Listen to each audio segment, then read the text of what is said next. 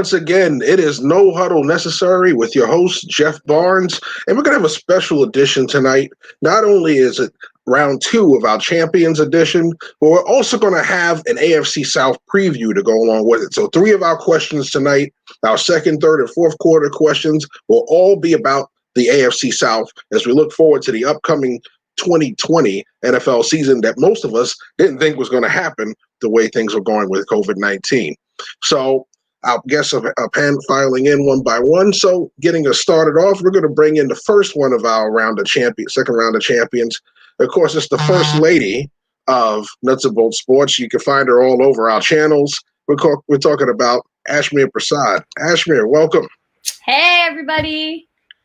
Welcome back for the Champions round. You're fresh. You didn't get a chance to polish up your trophy. You should probably have sitting somewhere in the house. I have my crown waiting till it's over. So, since you're one of our recent champions, we're going to bring in the other recent champion. That's Dominic Choroski. Dominic, how are you? Hey, how are you guys doing today? I'm good, man. I'm liking the finger waves there. Oh, thank you. I'm working.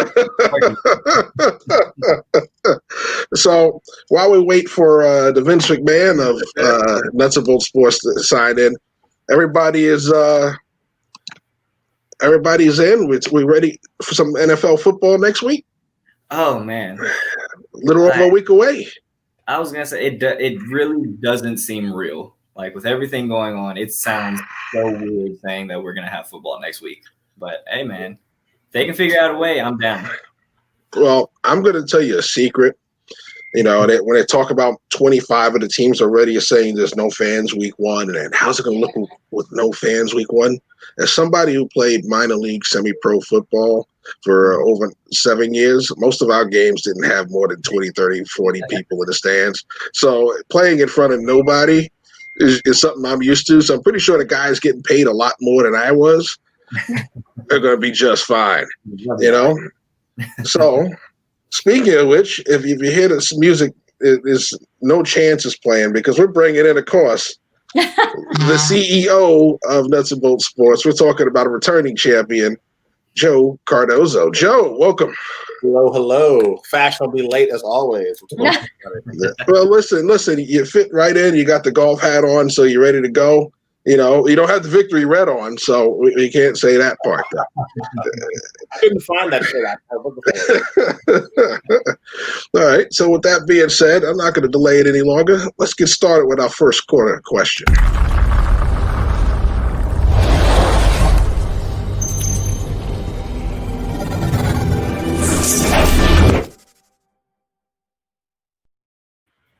Well, Chicago Bears legend Brian Urlacher was in the news this week. You know, not only did he make an appearance at the RNC, but he went on to criticize the NBA protests and basically compared it to when Brett Favre's father died. At this point, we're talking about something two unrelated subjects. They don't even come close to relating. And then he's at the RNC where you say these tone-deaf comments, and then you're at an event that just was nowhere near reality. So the question is, and we're going to start this off with the First Lady, of course. First quarter question is it time to pull the plug on Brian Urlacher? All right, and then Ashmere start us off. Yeah, it's kind of unfortunate because Urlacher was known to be such a killer linebacker. Like he made a name for himself, but I just think that if you're supporting the latter right now in the times that we're in, it's not really fair because I'm sure if you look back at his teammates, they all had probably resonated with what's going on today and everything that has been going on with their personal lives beyond their lives in football, right? So I just think it's a little insensitive of him, and it's obviously showing that his faith and his beliefs in, you know, what is right and what is wrong, which is essentially what we're all fighting for, isn't on the same lines as everything. So I am saying he's canceled. I know it's cancel culture right now. So I'm going to claim that Urlacher is canceled and nothing can really take him back from that, because we've seen a lot of people come back with apologies and yada, yada, yada, trying to fight their words and eat them back up if that was a thing. So I'm going to say, yes, he's canceled. And thanks for trying, bro. See ya never. And the funny part with him is he's been unapologetic. He said what he said, and there hasn't been an apology issue. There hasn't been any of that. I know a couple of his teammates came out and said they wanted to talk to him about it, but overall, there hasn't been what we've seen in the past. Somebody would come out and issue a statement, well, that was Drew Brees. That was tone deaf. I'm sorry. I didn't mean to offend. I spoke to my teammates. I'm contrite. There has been none of that. And then he goes and sits there for the Fear Fest that was the RNC. Mm-hmm. So really interesting that it went that way. Dominic, tell us how you feel about the situation.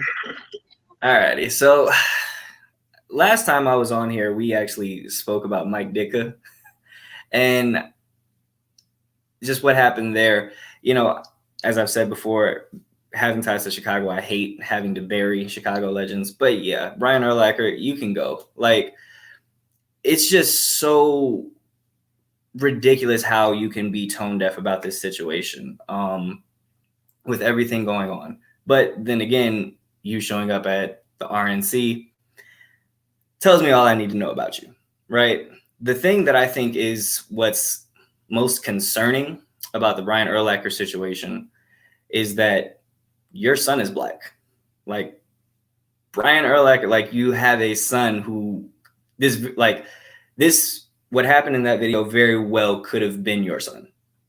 And to show no real remorse, to be completely tone deaf, and like you said, just show no real sympathy or any kind of sign of having an apologetic tone after people kind of told you were wrong about this.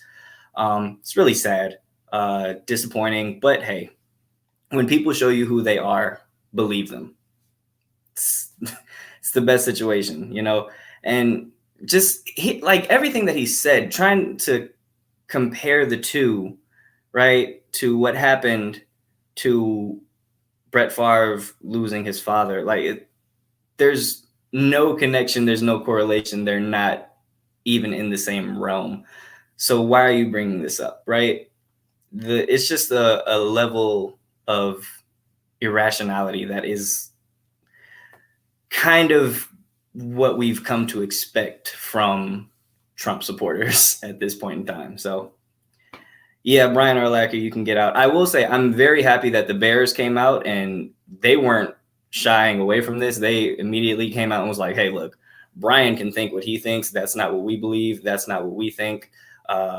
He's on his own. I love that they came out and completely distanced themselves from him. All right. Mr. McMahon, close us out. Who is Brian Urlacher? I mean, if you think about it, maybe I'm shortchanging him because I'm not the biggest Chicago Bears fan, but he was a hybrid linebacker coming out of New Mexico. He was the flavor of the month, that draft. Oh my gosh, this guy can play all over the field. He had a good career in Chicago. He made that Super Bowl where they lost. But besides that, who is Brian Urlacher that his comments should matter to us?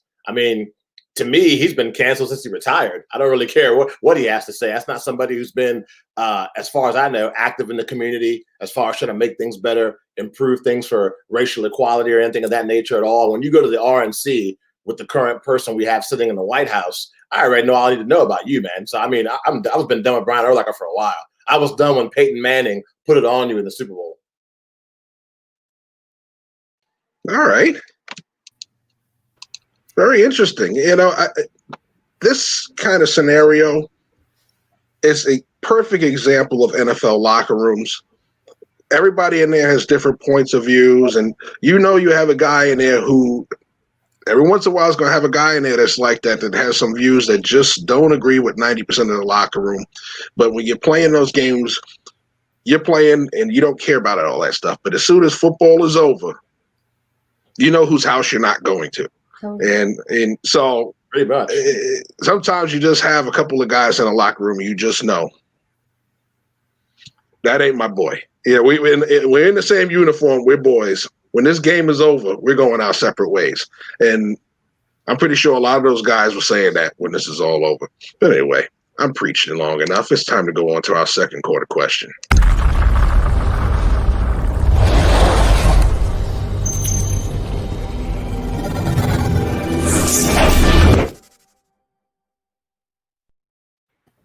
And since we're doing our AFC South preview, let's start with who do you guys think is, well, before we get to that, let's start with the team that won the division last year, the Texans.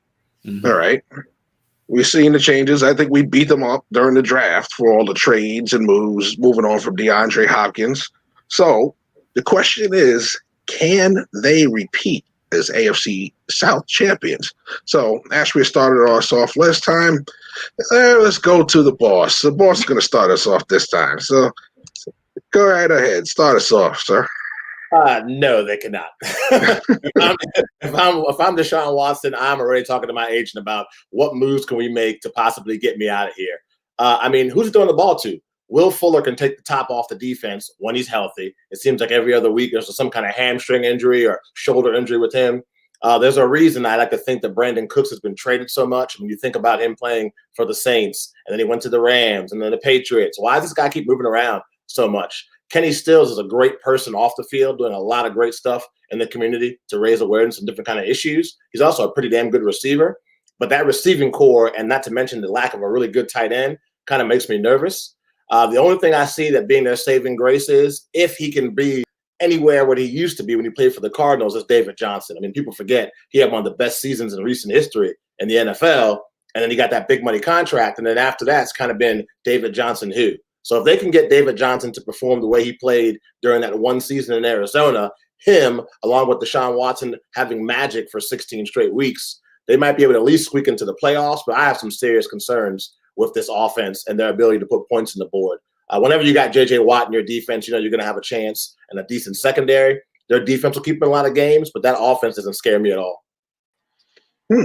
So the fact that they're building more around Watson and less about their skill guys, like the outside receivers, he seems to believe that having a bunch of different athletes at receiver is better than having one great athlete and a bunch of guys. So with the Watson's ability to extend plays, you don't think that can kind of make up for not having that one guy? Well, his ability to extend plays is a good thing, but it's also a bad thing because that can lead to extra hits and also lead to injuries. I mean, not everybody can be Russell Wilson where you're running for your life for 16 weeks, but you're never getting hurt. But I just feel like they're putting a lot of pressure on Deshaun Watson. And I kind of feel like Houston needs to prove to him that they're moving in the right direction towards the championship. So if I'm him, this is an audition for the Texans to show me that, hey, this franchise is serious. They want to take things to the next level. If I don't like what I'm seeing, I got to see if I can get out of here and make a move. All right. I'm going to bring back the First Lady. Tell us what you think about this. I agree with Joe just because the way the Titans performed last year is like pretty remarkable, the Cinderella story. I know that that's not going to be repeatable, but, you know, I still just think that they're going to outshine them. And it is a similar story as to how Seattle has this setup for Russell Wilson with Deshaun Watson. It's almost like they're imagining the quarterback can carry the team the entire time, and that's just not the case. I would love for Deshaun Watson to be, you know, to win this division just because I believe in him so much. He has so much talent. He's such a great quarterback, but it's just he doesn't have the pieces that he needs over there. And Fuller is a great, you know, sleeper pick in case anybody wants to pick that up. But just because I think the receiver options are so limited, he's going to get more touches. So maybe if they build a good, you know, route for each other and their connection is better, then, you know, that could be a possibility. They also added Brandon Cooks out there. So he's been fluctuated, tossed around teams, and I feel like his inconsistency is not going to – it's like 50-50, right? If he starts the season off very well, I think him and Watson are going to play like in sync the whole time. He'll be his, you know, receiver one. They'll be great along the sidelines. Cooks isn't a bad guy. He just tends to fluctuate too much, and that's just not dependable when you want to be, you know, leading this division, especially a division that's slowly growing. So unfortunately, I'm going to say they cannot repeat. I mean, Watson was he scored 26 passing touchdowns last year, 7 rushing. It's just like they're expecting a lot from the guys. So. All right. So providing he stays healthy all year, what do you have for a prediction for him as far as the stat line? He threw 26 and 7 and ran for 7 last year. What do you think he can put out this year? I feel like he might rush more because he's going to depend on himself. So maybe he'll pass for like 18 and rush for one more 8 instead of the latter. But that's just because he's lacking a little bit on the receiving side. So he's going to have to depend on himself. All right. Dominic, your turn. So I'm sorry, I had a problem with my ring light. That's why the lighting is different. But I'm surprised I'm the only one that's like on the Texans bandwagon right now. Yes, they 1000% can repeat and win this division. Why? Because they have Deshaun Watson. Deshaun Watson is point blank period the best quarterback in this division, one of the best quarterbacks in the league. I'm also big on the Texans because I'm not that big on the rest of this division. And we're going to touch on the rest of this division later, so I don't want to get into it too much. But when you look at everything that they have, their defense is going to be much improved. Their defense has always been pretty good. It's going to be even more improved this season. 3 of their first 4 draft picks went towards the defense. So they're investing on that side of the ball. You also still have J.J. Watt, who's still one of the better pass rushers in the league. Yes, they trade away DeAndre Hopkins, and Bill O'Brien has no business having the power of general manager that he currently does.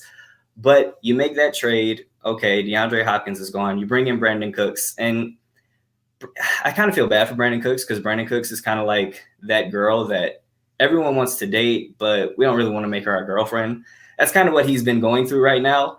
But I think he's still a very good receiver, and I think you pair him up with Deshaun Watson, and that's a great marriage. And like Joe said earlier, if David Johnson is the key to that offense. If David Johnson can go back to what he gave us in 2016, 293 carries, 1,239 rushing yards, 16 touchdowns. If he can give us 80% of that, the Texans run away with this division easily. Wow. The dating analogy.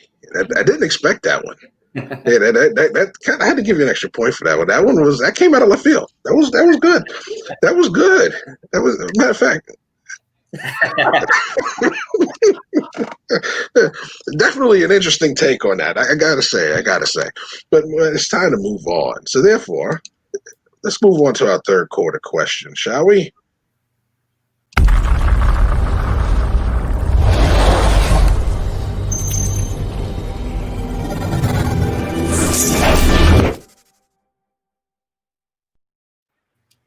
So we've passed halftime.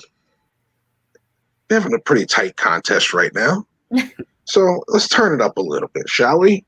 Let's do it. You know, there's 2 other teams in that division, by the way, one of which went even farther than the team that we just talked about that won the division, being the Titans, the big, bad Tennessee Titans, who knocked off Bill Belichick. They knocked off Lamar and those guys over in Baltimore. And they gave a heck of a fight to the Super Bowl champions, right? And then there's also the Colts, who got this guy named Rivers this offseason. You know, I don't know his name. Oh, yeah, Phillip Rivers. Yeah, Phillip Rivers. Yes, it sounds like a good player. You know, I'm telling you what, those are some pretty tough teams to have in your division if you're Houston. But the extra wild card now, can those 2 teams both make the playoffs this year? And this time, we're going to start off with Dominic, since everybody else has had the chance of, my mouse decided to commit suicide. All right. Here we go. So, Dominic, you're going to start us off this time. All righty. So, I mean, where there's a will, there's a way, right? Now, will they? No. I'm not big on the Titans this year. That's kind of my main thing. So I feel like with the Titans, they plateaued last year. I feel like they had this really huge rise when Ryan Tannehill took over. Derrick Henry started running like a madman, and that defense was playing really well. But I feel like we've seen the best this Tennessee Titans team has to offer, and that's mainly because Ryan Tannehill, right? That's, in all honesty, that's the reason I don't trust the Titans, is we know what Ryan Tannehill is.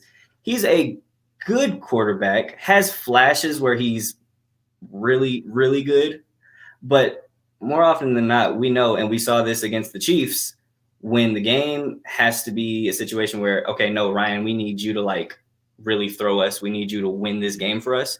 He can't do it. So the Titans don't really put too much fear in my heart there. And then when you look at the Colts, I do like what the Colts have. I like that defense. And I will eat crow here and say that a couple years ago, buried the Colts for what I assumed was a bad draft. And it turned out to be a huge success for them. I really like this Colts team. I like what they have defensively. I like Phillip Rivers as an upgrade over Jacoby Brissett.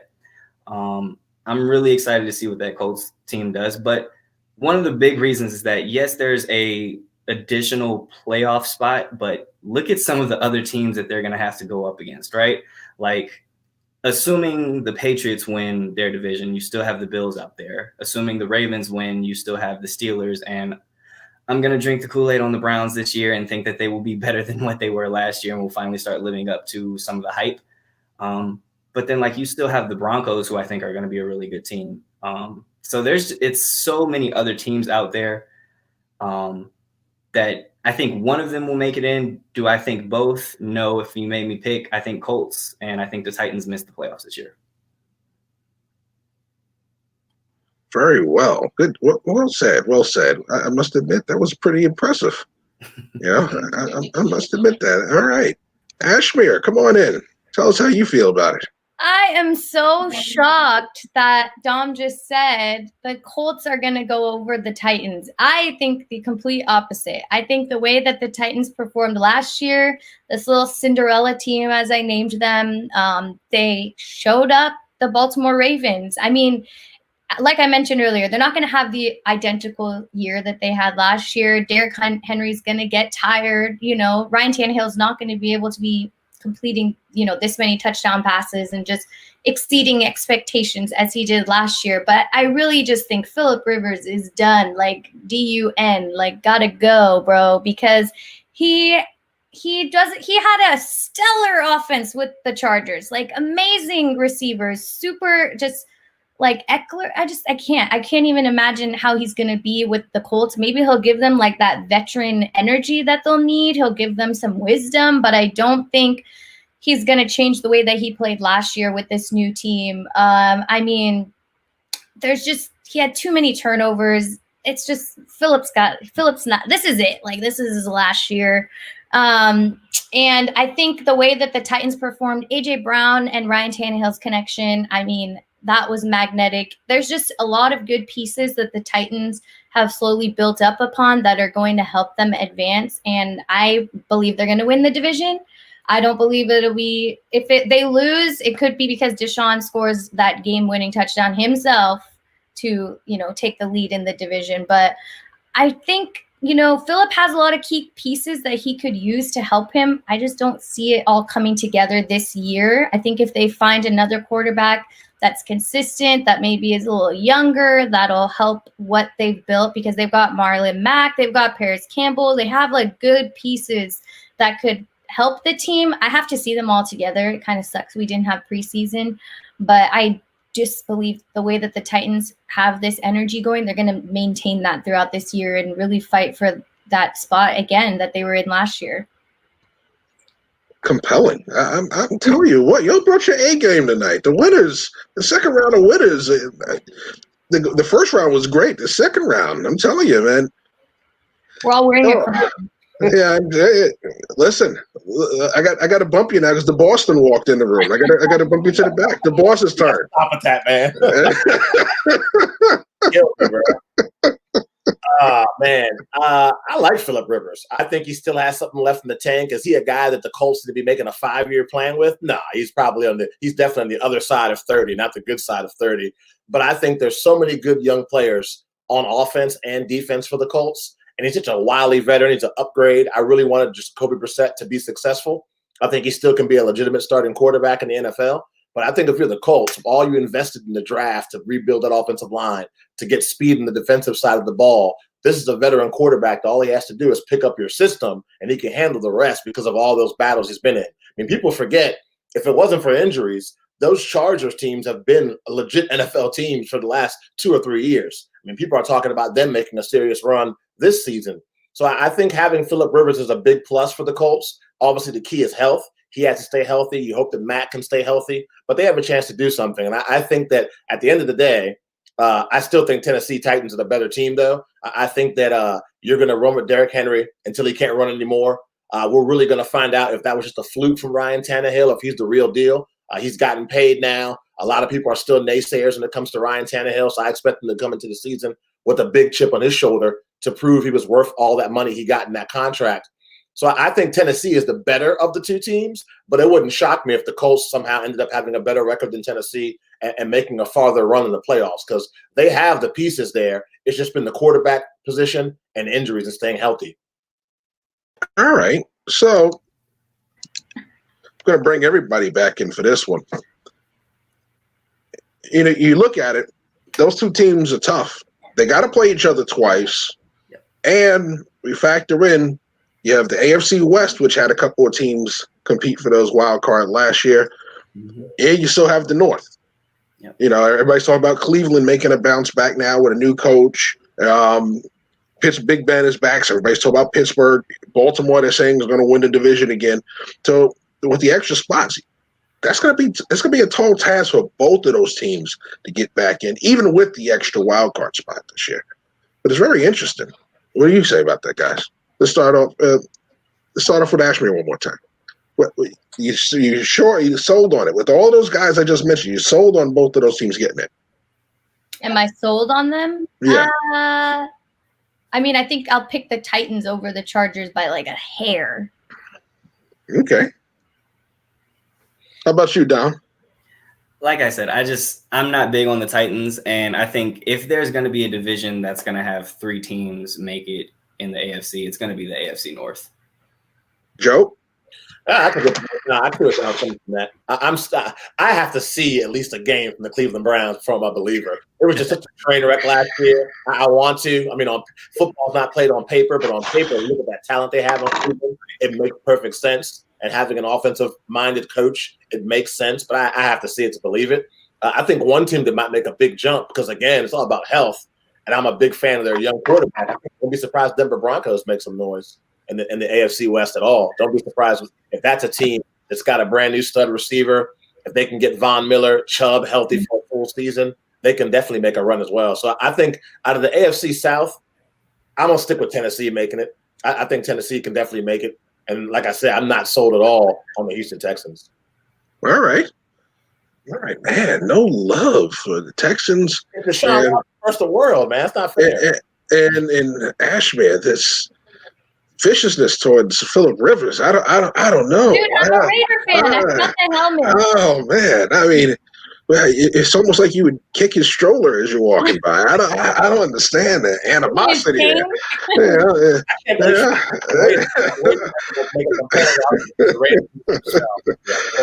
Disrespect. I just Phillip could have been a far better quarterback last year, and it's just stepping into from one black hole to another.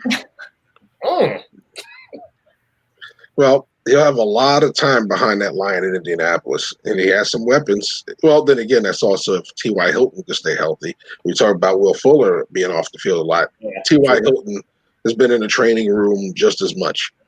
All right. So that being said,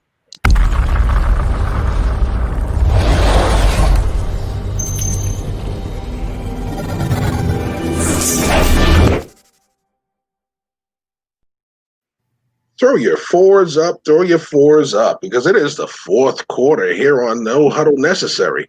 That's the money hour. All right, so, and unfortunately for the money time here, are with this one, because we're talking about that team that's having a fire sale right before the season starts. That's right, we're talking about the Jacksonville Jaguars. All right, we've talked about every AFC South team being a contender, and then there's Jacksonville. Can they even compete for this division? All right. So, Joe, why don't you start us off with this question? No, I'm done. You can go to the next person. No, he's a fun guy, great personality. They're in the Trevor Lawrence sweepstakes. They're all about that. They have a ton of draft picks next year. They are already fully committed to 2021. Probably like half the population in the world. They've moved on to 2021 already. And that's what they're thinking about in Jacksonville. Nah, no chance of competing at all. A tryout for some young players to find out who are the pieces they want to keep, who they want to get rid of. But no, this team is not going to compete for anything at all. It's a young player showcase. Who can they pawn off for even more draft picks? Very well. I understand. Listen, I know more and more details are coming about the Fournette release. I know today they said that it was players that came to them saying move on, that the coaches really didn't want him, but management wasn't done with him. There's just too many guys begging out of Jacksonville for me to believe that it was just Leonard Fournette and that it was a player's coup. There's more to this story than meets the eye. There's got to be something else. But nevertheless, I'm going to bring in Ashmere because now it's her turn to talk about it. I feel bad because I agree with Joe. Unfortunately, the Jags, it's like a rebuilding year for them. They were kind of fun to watch, like that Patriots game that they all of a sudden won. I thought that was pretty exciting because we're all rooting against the Patriots, I'm sure. But it's just another rebuilding year. The Jaguars have, I'm probably thinking they're happy there's no fans there because there's nobody to get upset and throw stuff on the field because of this countless losses. But they, it kind of sucks because I really like DJ Chark and D.D. Westbrook. I think they're very good, offensive players, and they can be stellar to anybody's offense. But working with Minshew isn't like that great, He's just another veteran that I'm kind of hating on. Sorry, but I think he's just not going to be what carries on the Jags. And like Joe mentioned, they're projecting to get a great pick for 2021, someone that can really carry a new team.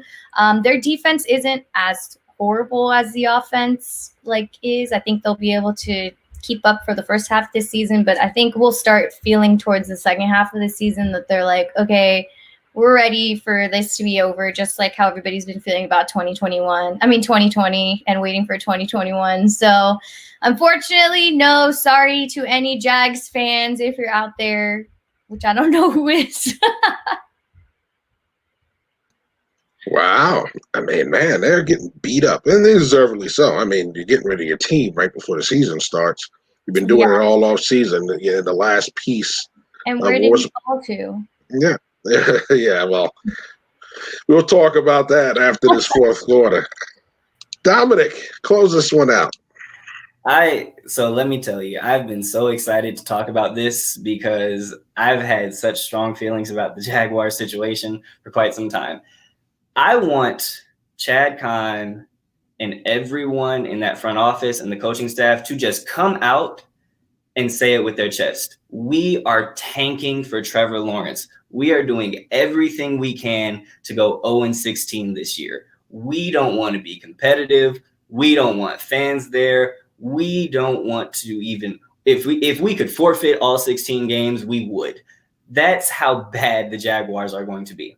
Now, it's insane to think that because the Jaguars, it feels like it was so long ago, but it really wasn't. They were just in the AFC Conference Championship game with a lead in Gillette over the Patriots. Crazy, right? One of the reasons why that sounds crazy is because that team that was there is basically completely gone. Let me read you some of the names of the guys that were there when they were in that conference championship that are no longer on the team now. AJ Bouye, gone. Jalen Ramsey, gone. Tevin Smith, gone. Calais Campbell, gone. Deontay Fowler Jr., gone. Blake Bortles, gone. Yannick Ngakoue, gone. Allen Hurns, gone. Allen Robinson, gone. And Leonard Fournette, gone. This is a completely different team. Gardner Minshew, they tried to pass it off and be like, oh, yeah, no, we believe in him. No, you don't. You're going to just have him out there so he can sell a couple, merchandise. He looks like Uncle Rico from Napoleon Dynamite. It's awesome, Great. They want Trevor Lawrence. Plain and simple. When you look at this Jaguars team, none of their draft picks from 2012 to 2017 are still on the team. What does that tell you about this franchise?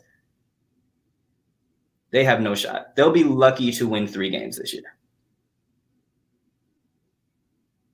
Man, the viciousness is real with you guys tonight. Y'all brought 3 venom. I'd say 2. The venom is flying, folks. I'm telling you right now. This is some real hate being spit around the room tonight. Star and Buck, I would be proud of you guys tonight. It was really, really the haters were in the house. what can I say? I mean, we talked about this during the draft. You know, this team and everything that's going on with the front office. First, it was okay. We're going to part ways with Tom Coughlin. He's the problem. He's too hard. You know, he's bringing his kind of guys. He's not the coach. Let Marone have his team. And Doug Marone is saying, well, get rid of those guys too. I don't want them. But the question is now, you get rid of all these guys, you let Doug Marone stay this year. Is he going to be the coach next year? You know, so this is something you got to look at. I mean, somebody tell me I'm wrong. Where do we go with this Jaguars team next year? Do you keep this guy and draft this quarterback that you think they're tanking for? Or, I mean, if I'm the GMs, I'm telling you right now, if I'm putting on my GM hat, I'm scratching my head looking at that organization. What the heck do I do with this crap? Yeah, I agree. Fresh. I think the head coach, Doug Marone's got to go. Yeah. I think that's a bad look to Justin Fields, Trevor Lawrence, whichever one of those guys you draft. You can't have Doug Marone as your head coach. It's got to be a clean slate, like for real, for real. Mm-hmm. If you have all these veteran players, all these young, talented players, Jalen Ramsey, all these guys are gone, and you want to change the culture, but you didn't change the head coach. Mm-hmm. That's supposed to be the person that sets the culture in your locker room. So really interesting to say the least. And speaking of interesting, you guys made it interesting down to the end. I'm telling you what, because Michael Buffer, we have a winner. I'm nervous. And of course, let me get Michael out of here. Thanks, Mike. You done. Job's done. In the words of the great Ricky Bobby, if you ain't first, you're last. So we don't send you back in any specific order. Just know that one of the last two people in the room is the winner. The first person out doesn't mean you were last. Just means you didn't win. And with that being said, Mr. McMahon is going to march to the back because he's done for the night. Whoa!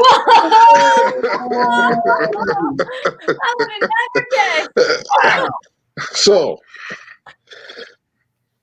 I told you the youngins are coming. Just jumped on the bus. That's crazy. let's see. All right. So looking at the score sheet here, tallying it up, folks, the multiple winner tonight by one singular point. I'm drum rolling. Is the guy with the Allen Iverson do-rag. Dominic Choroski took the night. Dominic, come on and claim your FaceTime. Oh man. Again, just want to thank everyone for supporting me. Allen Iverson, we're not talking about practice. But I want to spend, I guess I'll use my FaceTime to say rest in peace to the to Chadwick Boseman. Rest in peace to Coach John Thompson. Losing two very prominent Black figures is tough. 2020 has been tough on everyone. I think the Black community more so than anyone.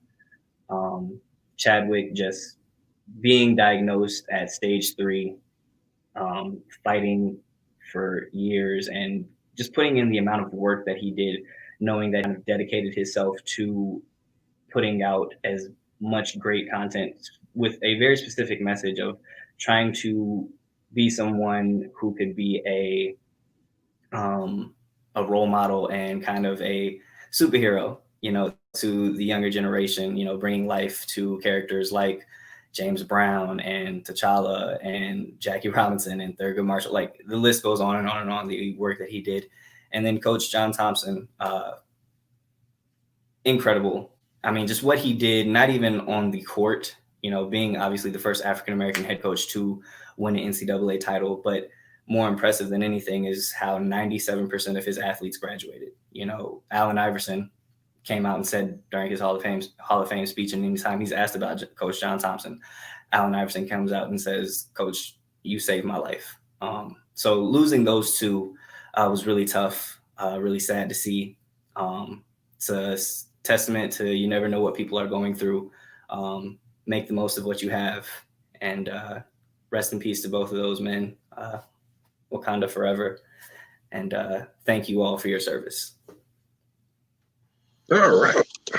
Well, I'll tell you what, we have a lot of extra time to chat it up. Those are some good points. I mean, Chadwick Boseman, I'm going to tell you what happened how I found out about it. I was sitting here late that night and my phone rings. It's my older daughter. Who was in college. She calls me up and I'm thinking, oh gosh, she's calling me. She needs book money or something. Here we go. Let me get my credit card ready. And she goes, Black Panther's dead? I'm like, what are you talking about? Black Panther's dead. Must be a death hoax or something. And I go and I Google it and I go, you can't be serious. When I saw people, I said, get that. And it was shocking. And, to finally hear that he fought this for years and was still out there working and didn't tell a soul. I didn't see his last post until after he was gone to see how skinny he was. I didn't know anything about it. Like I said, I don't do Instagram, or as I say, InstaChat and Snapagram. I'm not on there. I stick to a couple of things to social media, and that's it. But yeah, that was shocking. John Thompson and Joe could tell you we're both Hoya fans. I kind of wasn't as shocked with John because Big John these last couple of years has missed a lot of games. Usually you'll see John when they show Georgetown games. They always show John Thompson in the crowd. And you started to see that he was missing more and more games, having health issues. And I said, oh, God, I know where this is going because I saw that with the other one of my two mentors. John Thompson was one, but I went to Grambling for Eddie Robinson. And when Eddie Robinson was no longer the coach at Grambling, it went that way for him. A couple of years after he was gone, after he was out as coach, he was gone. And it just so happened that John Thompson lasted a lot longer. But that was always a staple of his programs. His guys graduated. And I think he left at the right time because he saw the writing on the wall. When Allen Iverson was the first to graduate without getting his degree, and then Victor Page followed suit, he was like, yeah, it's about time to go. It's about time to go. It's about time to go. These kids are changing, and it's time to go. So it's sad to see them gone. I just this year, the deaths just keep coming at us hard. It's like a bad NASCAR crash. There's just carnage everywhere. And that's what 2020 has been like. It's just been like, oh, here's another car. And there's one flipping, and here's another one. And it's not just close friends are gone, big name celebrities are gone. I mean, I'm almost afraid the next person they're going to announce. I know Tom Seaver died today. Yeah. If you're a Mets fan, you're not happy with that one. And it just we got another 4 months of this. We got to get through September, and there's still October, November, and then December. Yeah. Oh, and by the way, there's an election that goes along with all this too. So yeah, 2020 is really kicking us in the groin really hard. Yeah. Nah, definitely. I think for a lot of people, football season can't come soon enough. Like if there's going to be an end where you can hang your hat on in 2020, it's going to be hopefully a full NFL season. I mean, people who don't even do fantasy football are all in for fantasy this year because they want to do something to take their mind off what's going on. My one request is, can somebody put Stevie Wonder in cryogenic freezing until 2021? If I hear Stevie Wonder goes too this year, that's it. Just hit the reset button on the world, please. We've lost enough this year. Yeah. Absolutely. So, next week, we're gonna have a preview show coming. So why don't you guys enlighten us on what's going on with that so far? I would defer to Ashmere. Oh, we've got a fantasy show. We've got Moving the Chains is coming back. If you guys remember that from last season, I have some women hosts joining, so that'll be cool.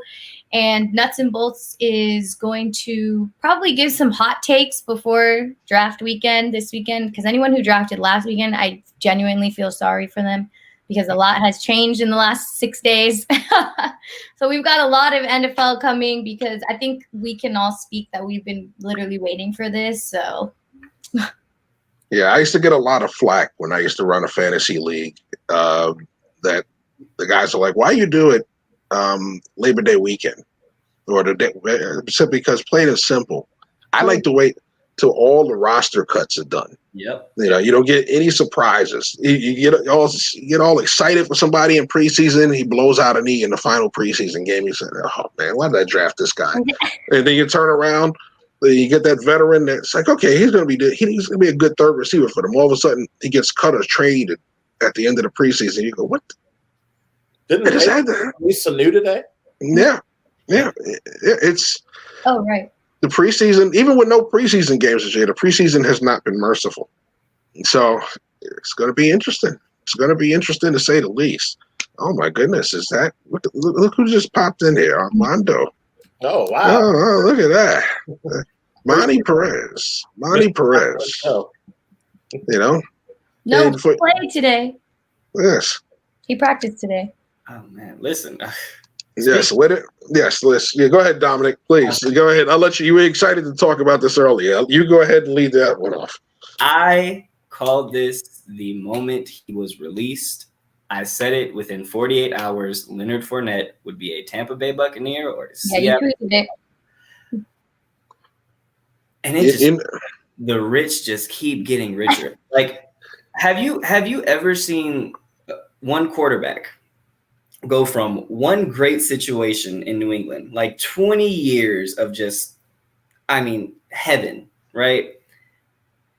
And then transfer to a situation that might have been better than what you've had for the past 20 years. You have Mike Evans, you have Leonard Fournette now, you have a good offensive line, you have a really good, you have McCoy, you have Bruce Arians as your head coach, is loved by literally everyone who he coaches. Like Godwin.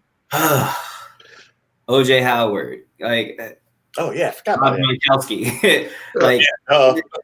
Just what more could you want? Yeah, he jumped into a fountain of gold. I'm telling you. Well, get ready to polish that gold up because guess what? They start the season off week 1 in New Orleans, and guess what? No fans. Doesn't matter still. New Orleans. No fans in New Orleans. Yeah. Okay. The hardest part about playing in that dome is that crowd because no matter how bad the Saints stink, right, that crowd is loud. So when they're winning, they're even louder. Mm-hmm. Right. So you go in there and there'll be simulated crowd noise, but it won't be the crowd that they normally have. When you're trying to get those audibles out to the sideline, you have to basically look like you're doing sign language because you can't yell out stuff at the line of scrimmage. Yeah. I think so tough game. That's good. It's going to be a tough game. It won't be as tough as if the crowd was there. Yeah, it won't be as loud. You don't got people who've been drinking on Bourbon Street all day screaming at you. But the guy that shot me that didn't jump in there. And who's usually the guy that pulls off that move? Oh, Bill Belichick. That's exactly who shocked me that he didn't grab him. Totally. When he got released, I said it wouldn't shock me if all of a sudden he had a Patriot on his helmet by the end of the week. And when I heard today that he signed with Tampa, I said, "Oh, that's equally as bad." Yeah. That's equally as bad. Yeah. It is. It really is. When Dom tweeted that, I was like, "This fool is tripping." It made sense to me. Yeah. Everybody wants to be the Golden State Warriors of the NFL already. And I hate Golden State Warriors. Somebody's out here. Oh, goodness. So, Dominic, you got to tell us about your show.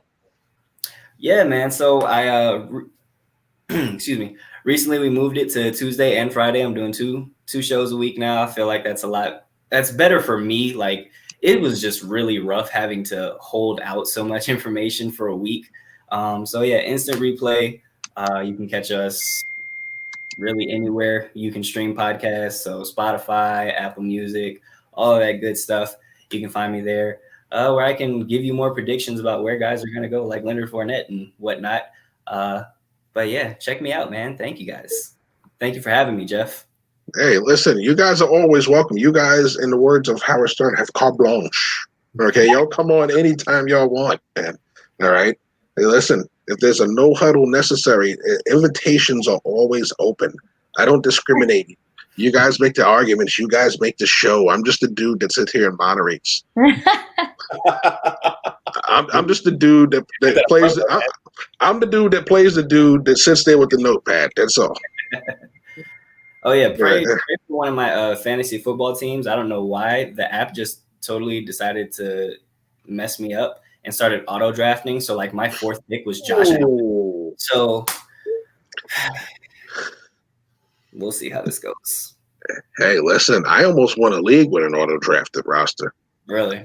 Yeah, I forgot about my draft one time and ended up in a championship game. I don't know how. I don't know how. That's wild. Yeah. But usually if I won it, I pick my own roster. And I had one secret that I always keep with me. And it's not really a secret anymore because I told everybody when I was winning the league. Said whoever my number one quarterback is, I make sure I have his number one receiver. Because one year I got my butt kicked because, I had the quarterback and he threw all them touchdowns, but the guy that was catching them was on the other team beating me. So I said, never again will that ever happen. Yeah, that's right. Good fantasy tip. Yeah. So, you don't want to be throwing to your opponent as well. Oh, great. Here's my touchdown. Well, I just gave it to you. So, yeah. That's good to know. I was like, I need to restructure what I've been working on. Yeah, with Jeff Barnes, everyone. you can call it the Jeff Barnes strategy. Now, if it don't work out, you'll be saying, "Damn you, Jeff!" But nevertheless, it worked for Jeff. All right, so you can even put my face on it. But nevertheless, so once again, I'm going to thank all you guys for coming on, making this a great night. Oh, what's that, Monty? Monty's interrupted. Here we go, Monty. What was this? Taking a running back 2 out of the first 3 rounds. That's solid. Yes. I was going to say, I always take running backs first. My first 3 picks are usually running backs. Interesting. Usually, most fantasy guys I know don't do that. Unless you get the running back, and after that, they say you can get them in 4th and 5th round. I feel that way about quarterbacks. Same. Yeah, if you don't get you go for the studs in the first round. First and second round, you go for the studs. Change as time goes on because I've never played like drafting that way. I've always picked running back, receivers, top 5 or something. Yeah, I think I've seen one guy pick a kicker in the first 4 rounds. That's my last.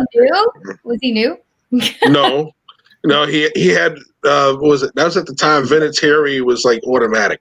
Oh. Yeah, and it was just like I can't forget. Even still. Hey, Kyler is the man. Kyler is my man. Okay.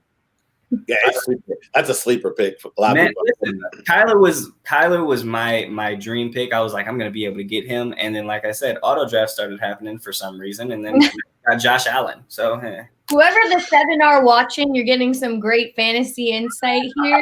Okay, you're welcome. You're welcome. When you guys win, tag Nuts and Bolts Sports. Yes, well, I'll tell you what, you might not be too bad with Josh Allen if you saw his new number 1 receiver burning their number 1 corner in practice. It's very true. Mr. I couldn't get beat last year. Tre'Davious White got smoked by Diggs in practice. Yeah, Diggs. I mean, diving to the ground, hoping he could hit the ball. Yeah, because he was smoked. Stephon has some stuff to prove. He's got a lot of breathing to get off his chest, so he's coming with some heat this year. For sure. Yeah. Well, I'll tell you what. I'm definitely convinced that the New England dynasty is over. And you know what told me that? I'm going to tell you what told me that. Today I turned on the TV and I saw Bill Belichick doing a Subway commercial. Bill Belichick don't do commercials. So he's just cashing in now before he goes out. I'm convinced now. He's just cashing in these last couple of years until he's ready to hang it up. And Josh McDaniels, the show's yours. I'm going. Yeah, you know what? Yeah. Improved this year. There's a lot of players with a huge chip on their shoulder. Yeah. I think he has a bigger chip on their shoulder than Cam Newton. Mm-hmm. If Cam can stay healthy, I think he'll be fine. I know everybody's talking about, the foot, the arm. He got hurt, and once he hurt his foot last year, he couldn't set his feet, and he was thrown off his back foot half the time, and balls all over the place. But before he hurt his shoulder, he was having a great year. Mm-hmm. So these guys that were talking about, Cam's done. I said, when he's healthy, and if he doesn't play well when he's healthy, then he's done. Yeah. And I think this year will be the chance for him to show that if he's healthy, this will be the chance for him to show. I'm discounting that, Monty, because you're a Jet fan. You've been waiting for that dynasty to end. Just for that, Monty, you're gonna have a -1 when you come on the show next time. Okay, all right. Sam Darnold still seeing good. He doesn't get mono this year. I feel bad for Jets fans. I really do, and I'm gonna tell you why. When I drafted Sam Darnold, and everybody kept saying, "Oh, he sat out the combine," I said, one thing sticks out about that to me. This is a guy that was supposed to be the #1 quarterback going into that draft, and he had 21 turnovers. Usually, you're lynching a guy for having 21 turnovers in a season, and that's not just interceptions, it's fumbles. And when he came in his rookie year and he had all those turnovers, I said, "Well, that's the Sam Darnold I know." So he really hasn't outgrown the turnover bug. So I don't think that's ever going to change, although he'll probably throw for some yards in the league. I think he'll be all right with that. But at the crucial point of the game, do you want a guy that's going to turn the ball over for you? They had that in Vinny Testaverde, and what they say, as long as you don't throw the ball more than 20 times again with Testaverde, you're all right. What happened when you had to throw? It was a turnover fest. Yeah.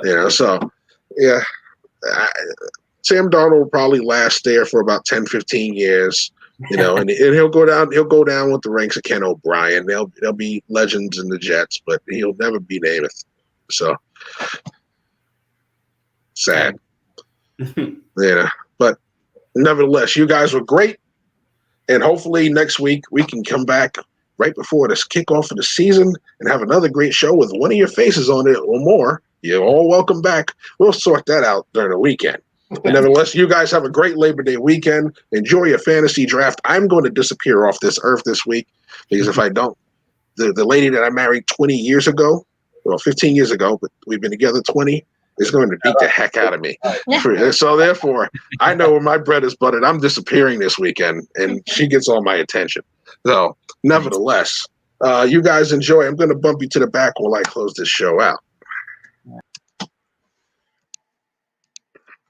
All right. And with that being said, this has been No Huddle Necessary with your host, Jeff Barnes. Once again, we are back next week, Wednesday night at 9 p.m. Eastern with a whole new show for you guys. And this time it won't be Champions Edition. It'll be I'll get ready to kick off the season show.